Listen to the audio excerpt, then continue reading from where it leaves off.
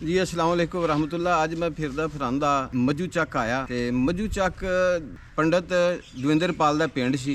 ਇਸ ਪਿੰਡ ਦੇ ਵਿੱਚ ਜਿਸ ਵਕਤ ਉਹ ਰਹਿੰਦੇ ਸਨ ਕਹਿੰਦੇ ਸੀ ਕਿ ਮੈਂ ਚੌਥੀ ਕਲਾਸ 'ਚ ਪੜ੍ਹਨਾ ਸਾਂ, ਕੋਈ 10-12 ਸਾਲ ਉਮਰ ਸੀ ਤੇ 9 ਮਰਬੇ ਪੈਲੀ ਸੀ, ਘੋੜੀਆਂ ਸਨ ਸਾਡੀਆਂ ਤੇ ਪਿੰਡੋਂ ਬਾਹਰ ਡੇਰਾ ਸੀ ਤੇ ਮੈਂ ਜਿਹੜਾ ਸਕੂਲ ਸੀ ਮੇਰਾ ਉਹ ਹੈਗਾ ਸੀ ਪਿੰਡ ਦੇ ਬਾਹਰਲੇ ਪਾਸੇ।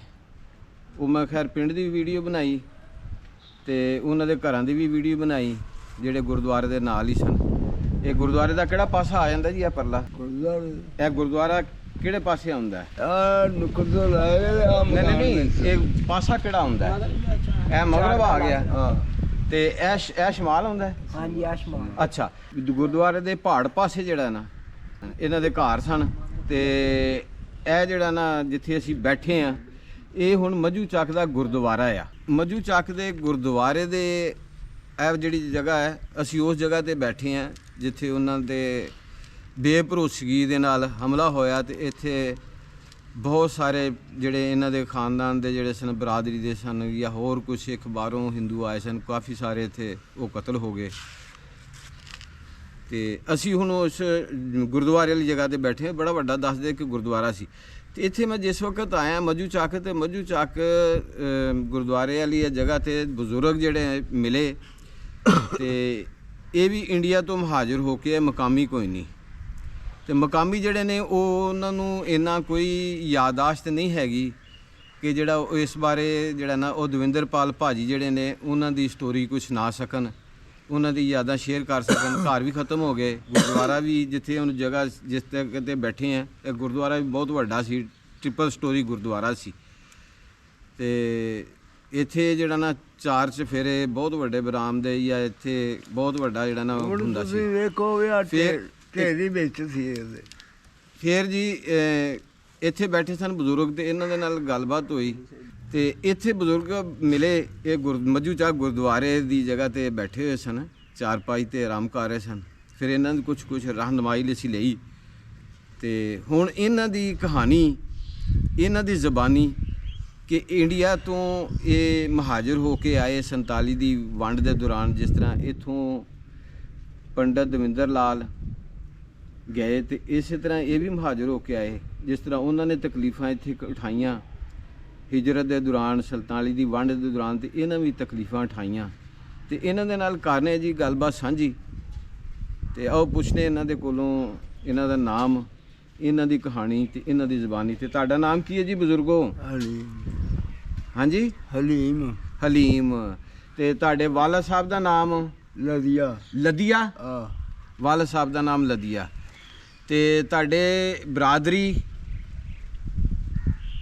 ਉਹ ਰਾਈ ਬਰਾਦਰੀ। ਅੱਛਾ, ਤੁਹਾਡੀ ਰਾਈ ਬਰਾਦਰੀ ਹੈ। ਠੀਕ ਹੋ। ਤੁਹਾਡੇ ਵਾਲਦ ਕਿੰਨੇ ਭਰਾ ਸਨ? ਅਸੀਂ ਤੁਹਾਡੇ ਬਾਪ ਉਹ ਕਿੰਨੇ ਭਰਾ ਸਨ? ਇਹ ਨਹੀਂ ਮੈਨੂੰ ਪਤਾ। ਤੁਹਾਡੇ ਚਾਚੇ ਤਾਏ ਕਿੰਨੇ ਸਨ?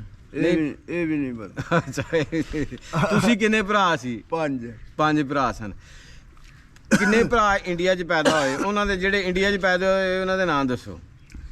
ਉਹ ਯਾਰ ਸਾਰੇ ਇੱਥੇ ਪੈਦਾ ਹੋਏ ਨੇ। ਤੁਸੀਂ ਇਕੱਲੇ ਇੰਡੀਆ 'ਚ ਪੈਦਾ ਹੋਏ? ਅੱਛਾ। ਤੁਹਾਡੀ ਉਸ ਵਕਤ ਕਿੰਨੀ ਉਮਰ ਸੀ ਜਿਸ ਟਾਈਮ ਪਾਕਿਸਤਾਨ ਹਿੰਦੁਸਤਾਨ ਬਣਿਆ?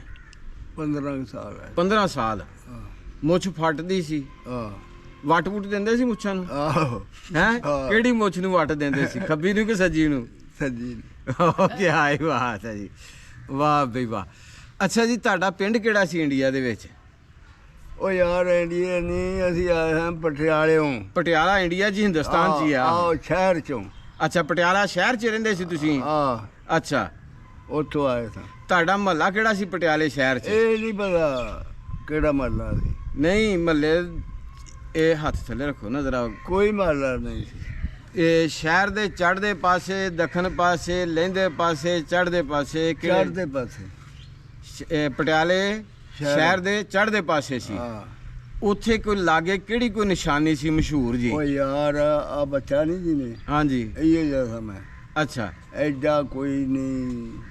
15 ਸਾਲ ਦੇ ਸੀ ਤੁਸੀਂ, ਉਹਨਾਂ ਨੇ ਮੁੱਛ ਨੂੰ ਹੱਥ ਫੇਰਦੇ ਜੀ ਹੈ, ਸੱਜੀ ਮੁੱਛ ਨੂੰ। ਬਈ ਆ ਬੱਚਾ ਨਹੀਂ, ਆ ਬੱਚਾ। ਇੱਧਰ ਵੇਖੋ, ਨਾਲੇ ਸੱਜੀ ਮੁੱਛ ਨੂੰ ਜਿਹੜਾ ਇੰਜ ਘਮਾਉਂਦੇ ਸੀ ਹੈ ਤੇ ਨਾਲੇ ਲਾਚਾ ਖੱਬੇ ਹੱਥ ਨਾਲ ਉੱਤੇ ਲਾਚਾ ਕਰਨਾ, ਸੱਜੀ ਹੱਥ ਨਾਲ ਮੁੱਛ ਨੂੰ ਵੱਟ ਦੇਣਾ ਤੇ ਫੇਰ ਜਿਹੜਾ ਨਾ ਤੁਸੀਂ ਕਹਿਣਾ ਮੈਂ ਬੱਚਾ ਸਾਂ, ਨਹੀਂ ਬੱਚੇ ਵਰਗਾ ਤੇ ਫੇਰ ਯਾਦ ਤੇ ਹੋਣਾ ਚਾਹੀਦਾ ਨਾ ਕੁਛ ਨਾ ਕੁਛ। ਨਹੀਂ ਕੋਈ ਯਾਦ ਨਹੀਂ ਆ ਮੈਂ ਭੁੱਲ ਭੁਲਾ ਗਏ ਸਭ ਹਾਂ, ਕੁਝ। ਮੈਂ ਤੈਨੂੰ ਆਖਾਂ ਅੱਛਾ, ਮਤਲਬ ਕਿ ਪਟਿਆਲੇ ਸ਼ਹਿਰ ਦੇ ਚੜ੍ਹਦੇ ਪਾਸੇ ਤੁਹਾਡੇ ਘਰ ਸਨ। ਆਹ ਘਰ ਕਿਸ ਤਰ੍ਹਾਂ ਦਾ ਸੀ, ਕੋਈ ਨਿਸ਼ਾਨੀ ਕੋਈ ਦੱਸੋ ਹਾਂ। ਘਰ ਕਿਸ ਤਰ੍ਹਾਂ ਕੁੱਲੀਆਂ ਸਨ ਕੱਚੀਆਂ। ਕੱਚੇ ਘਰ ਸਨ। ਹਾਂ। ਅੱਛਾ, ਕਿੱਡਾ ਕੁ ਵੱਡਾ ਸੀ ਉਸ ਵਕਤ ਪਟਿਆਲਾ? ਉਹ ਯਾਰ ਸ਼ਹਿਰ ਸੀ ਜਿਵੇਂ ਗੁਜਰਾਂਵਾਲਾ ਨਹੀਂ, ਆਹੋ, ਇਹ ਹਿਸਾਬ ਸੀ। ਬਹੁਤ ਵੱਡਾ ਸ਼ਹਿਰ ਸੀ। ਆਹ ਤੇ ਸਕੂਲ ਹੈਗਾ ਸੀ ਉੱਥੇ? ਸਕੂਲ ਕੋਈ ਨਹੀਂ। ਸਕੂਲ ਤਾਂ ਹੋਏਗਾ। ਸਕੂਲ ਨਹੀਂ ਪੜ੍ਹੇ ਤੁਸੀਂ? ਤੇ ਸਕੂਲ ਵਾਲੇ ਪਾਸੇ ਗਏ ਨਹੀਂ, ਲੱਗੇ ਨਹੀਂ, ਗਏ ਨਹੀਂ। ਇਸੇ ਵਾ ਥੱਲੇ ਹੱਥ ਕਰ ਲਓ ਨਾ ਹੁਣ। ਆ ਬਈ ਸਕੂਲ ਨਹੀਂ ਤੁਹਾਨੂੰ ਭੇਜਣ ਲੱਗੇ, ਸ਼ਰਮਾਓ ਨਹੀਂ। ਗਏ। ਅੱਛਾ, ਸਕੂਲ ਜਾਣਾ ਨਹੀਂ ਸੀ, ਇਸ ਵਾਸਤੇ ਸਕੂਲ ਦਾ ਪਤਾ ਵੀ ਨਹੀਂ ਕੀਤਾ ਕਿ ਕਿਹੜੇ ਪਾਸੇ ਸਕੂਲ ਕਿਹੜੇ ਹੈ। ਅੱਛਾ, ਤੁਸੀਂ ਤੇ ਇਹੋ ਹੀ ਸੋਚਿਆ ਕਿ ਜਿਹੜੇ ਪਿੰਡ ਨਹੀਂ ਜਾਣਾ ਉਹ ਰਾਹ ਕੇ ਪੁੱਛੀਏ ਕਿ ਸਕੂਲ ਜਾਣਾ ਨਹੀਂ, ਤੇ ਅਸੀਂ ਸਕੂਲ ਦੇ ਲਾਗੋਂ ਦੀ ਵੀ ਨਹੀਂ ਲੰਘਣਾ, ਇਸ ਵਾਸਤੇ ਨਹੀਂ ਪਤਾ।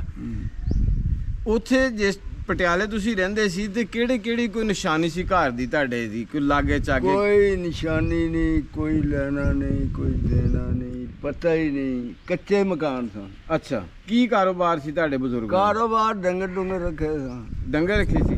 ਆਪਣੀ ਪੈਲੀ ਉੱਥੇ ਕਿੰਨੀ ਕੁ ਸੀ? ਜ਼ਿਮੀਦਾਰ ਪੈਲੀ ਉੱਥੇ ਕਿੰਨੀ ਕੁ ਸੀ ਆਪਣੀ? 5 ਪੈਲੀਆਂ, 5 ਇੱਥੇ ਆ ਗਈਆਂ ਹਨ। ਮਤਲਬ ਕਿ 5 ਪੈਲੀਆਂ ਸੀ ਤੇ 5 ਇੱਥੇ ਆ ਗਈਆਂ। ਹਾਂ। ਅੱਛਾ ਅੱਛਾ ਅੱਛਾ, ਹੱਥ ਥੱਲੇ ਰਹਿਣ ਦਿਓ। ਅਜੇ ਵੀ ਹੱਥ ਮੋਛਾ ਲਈ ਜਾਂਦਾ ਹੈ। ਭਰਾਵਾਂ ਤੋਂ ਵੱਡੇ ਸੀ ਤੁਸੀਂ? ਛੋਟੇ। ਤੁਸੀਂ ਹਾਂ। ਤੇ ਵੱਡੇ ਭਰਾ ਦਾ ਨਾਂ ਕੀ ਸੀ? ਸਦੀਕ, ਸਦੀਕ। ਤੇ ਉਸ ਤੋਂ ਛੋਟੇ ਦਾ? ਰਫੀਕ, ਰਫੀਕ। ਉਸ ਤੋਂ ਛੋਟੇ ਦਾ? ਹਫੀਜ਼, ਹਫੀਜ਼। ਉਸ ਤੋਂ ਛੋਟੇ ਦਾ? ਮਲੰਗ। ਮਲੰਗ। ਤੇ ਫਿਰ ਤੁਸੀਂ ਹਾਂ। ਅੱਗੇ ਭਰਾ ਸਾਰੇ ਇੰਡੀਆ 'ਚ ਹੀ ਪੈਦਾ ਹੋਏ ਫਿਰ। ਸਹੀ ਹੋ ਗਿਆ। ਤੇ ਉੱਥੇ ਜਿਹੜੇ ਤੁਹਾਡੇ ਕਿੰਨੇ ਕੁ ਘਰ ਸਨ ਤੁਹਾਡੀ ਬਰਾਦਰੀ ਦੇ? ਘਰ ਹੈ ਸੰਦੀਕ ਪੰਡੀ। 20-25 ਘਰ ਸਨ?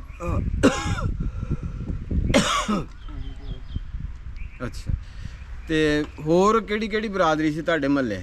ਤੇ ਜਿਸ ਵਕਤ 47 ਦੀ ਵੰਡ ਹੋਈ ਹੈ ਤੇ ਕਿਸ ਤਰ੍ਹਾਂ ਤੁਹਾਨੂੰ ਪਤਾ ਫਿਰ ਚੱਲਿਆ, ਤੇ ਕਿਸ ਤਰ੍ਹਾਂ ਸਫ਼ਰ? ਓਏ ਇਥੇ ਲੋਕ ਲੱਗ ਕੇ ਆਏ ਯਾਰ। ਗੱਡਿਆਂ ਗੁੱਡਿਆਂ ਤੇ? ਹਾਂ, ਗੱਡਿਆਂ ਗੁੱਡਿਆਂ, ਕੋਈ ਵੱਡੇ ਗਏ, ਕੋਈ ਬਚ ਗਏ। ਅੱਛਾ, ਕੋਈ ਵੱਡ ਬੂਡੀ ਛੱਡੇ। ਲੜਾਈ ਹੋ ਗਈ ਪਿੰਡ 'ਚ ਹੀ? ਉਹ ਯਾਰ ਉੱਥੇ ਮਾਰਦੇ ਸਨ ਇੱਕ ਦੂਜੇ ਨੂੰ। ਅੱਛਾ, ਹਾਂ। ਤੁਹਾਡਾ ਜੀਆ ਜੰਤ ਖੈਰੋ ਫੀਤ ਨਾਲ ਹੀ ਆ ਗਿਆ? ਸਾਰੇ ਖੈਰ ਨਾਲ ਹੀ ਆ ਗਏ ਹੈ? ਦਰਿਆ ਪਾਰ ਕੀਤਾ ਕਿ ਬੱਸ ਤੇ ਜਾਂ ਗੱਡਿਆਂ ਤੇ ਆਏ? ਗੱਡਿਆਂ। ਲਾਹੌਰ ਆਏ ਹੋਏ ਪਹਿਲੇ, ਫਿਰ ਹਾਂ, ਤੇ ਬਾਅਦ 'ਚ ਫਿਰ ਇੱਥੇ ਆਏ? ਬਾਅਦ ਚ ਇੱਥੇ। ਲਓ ਜੀ, ਮਿਹਰਬਾਨੀ ਤੁਹਾਡੀ, ਬਹੁਤ ਬਹੁਤ ਸ਼ੁਕਰੀਆ। ਅੱਲਾ ਸਿਹਤ ਦੇਵੇ ਤੁਹਾਨੂੰ, ਤੰਦਰੁਸਤੀ ਦੇ, ਤੁਸੀਂ ਟਾਈਮ ਦਿੱਤਾ। ਰੋਟੀ ਖਾਓ। ਬਹੁਤ ਸ਼ੁਕਰੀਆ, ਬਹੁਤ ਸ਼ੁਕਰੀਆ। ਤੇ ਪਿੰਡ ਦੇਖਣ ਨੂੰ, ਸ਼ਹਿਰ ਦੇਖਣ ਨੂੰ ਦਿਲ ਕਰਦਾ ਆਪਣਾ ਹੈ? ਪਟਿਆਲਾ ਹੈ ਰਿਆਸਤ ਦੇਖਣ ਨੂੰ ਦਿਲ ਕਰਦਾ? ਲਹਿੰਦਾ ਪਾਸਾ ਆਪਣੇ ਸ਼ਹਿਰ ਦਾ। ਹੁਣ ਤਾਂ ਬੜੀਆਂ ਬਿਲਡਿੰਗਾਂ ਬਣ ਗਈਆਂ ਹੋਣੀਆਂ, ਜਿਸ ਤਰ੍ਹਾਂ ਇੱਥੇ ਬਦਲੀਆਂ ਹੋ ਗਈਆਂ ਇਸ ਤਰ੍ਹਾਂ ਉੱਥੇ ਬਦਲੀਆਂ ਹੋ ਗਈਆਂ ਹੋਣੀਆਂ।